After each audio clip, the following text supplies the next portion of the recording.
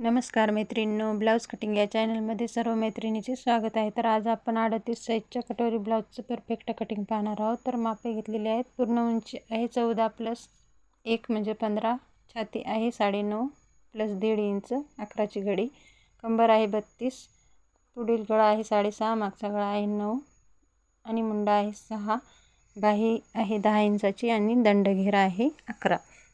तर या शोल्डर आहे 5 इंच, 5.5 इंच. तर या मापाची आपल्याला कटिंग करायची आहे. तर इथं पेपर घेतला, डबल फोल्ड घडी करून घ्यायची आहे. आपण बसतो त्या साईडला बंद बाजू ठेवायची आहे. तर इथं पूर्ण उंची 14+1 इंच म्हणजेच 15 घेतलेली आहे. इथं सुद्धा 15. इथं आपल्याला 11ची घडी टाकायची आहे.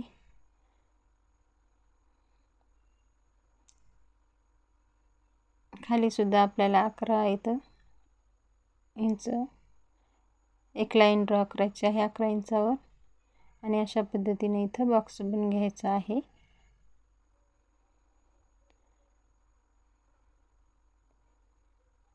तर इथं एक्स्ट्राचा भाग कट करायचा आहे. तर हा दोन्ही भागाची आपल्याला कटिंग करायची आहे. शोल्डर घ्यायचा आहे 5.5 इंच, मागचा गळा 9.5 आहे. मुंडा घ्यायचा आहे 6 इंच. इथून चेक करायचं 5.5 इंच आहे की नाही ते.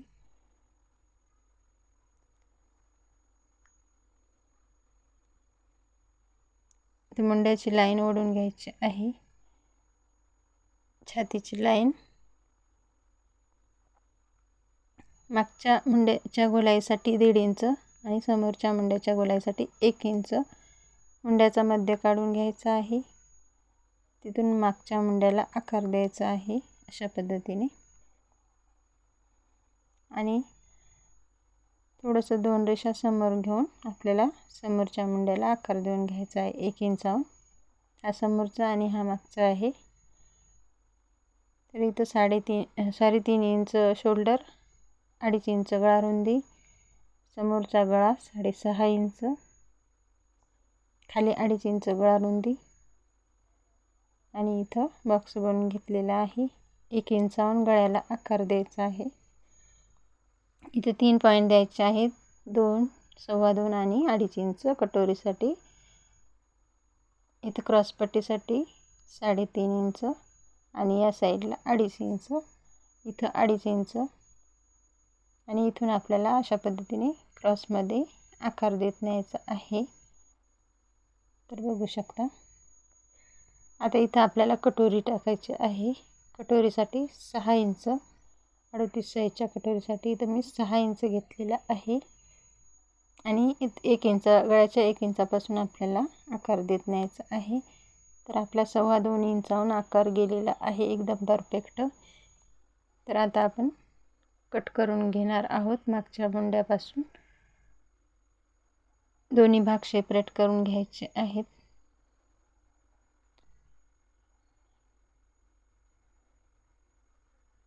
तर गळा कट करून घ्यायचा आहे. मागच्या मुंड्याचा अर्धा इंच कट करून घ्यायचा आहे समोरच्या भागातून. क्रॉसपट्टी कट करायची आहे. ही आहे कटोरी. तर इथं आपली समोरच्या भागाची कटिंग झालेली आहे. त्याच्यामध्ये आपल्याला कटोरी वाढवायची असते आणि क्रॉसपट्टीमध्ये अर्धा इंच कपड्यावरती वाढवायचं असते. तर इथं दुसरा पेपर घेतलेला आहे आणि कटोरी इथं ठेवून घ्यायची आहे. जशी आहे तशी कटोरी आपल्याला इथं आखून घ्यायची आहे. तर इथं आपण कटोरी आखून घेतलेली आहे. आता ती वाढवायची आहे. तर इथं 1.5 इंच वाढवायची आणि इथं 1.5 इंच, पाव इंच वर दोन्ही बाजूने आणि मध्य काढून घ्यायचा आहे कटोरीचा. खाली 1.5 इंच. आता हे पॉईंट जोडून घ्यायचे आहेत अशा पद्धतीने आणि वरच्या पॉईंटपासून आपल्याला आकार द्यायचा आहे. आता इथं 1.5 इंच आणि इथं 1.5 इंच, 3 इंचाचा टक्स वर 3 इंच अशा पद्धतीने टक्स आपला तयार आहे. कट करून घ्यायचं आहे। बघू शकता एकदम परफेक्ट कटोरी आहे।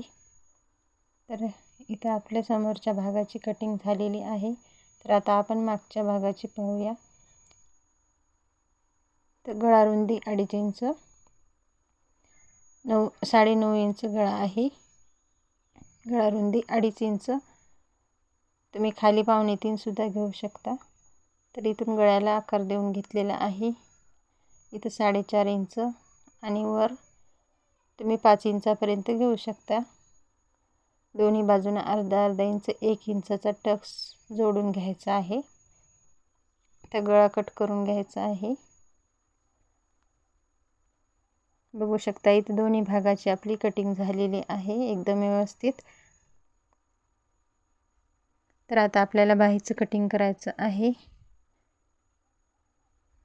तर इथं हा पेपर घेतलेला आहे, डबल फोल्ड करून घेतला। बंद बाजूपासून आपल्याला बाहीची उंची घ्यायची आहे। 10 मध्ये 1 इंच प्लस करून घेतलं आणि इथं आपल्याला इथं रुंदी टाकून घ्यायची आहे।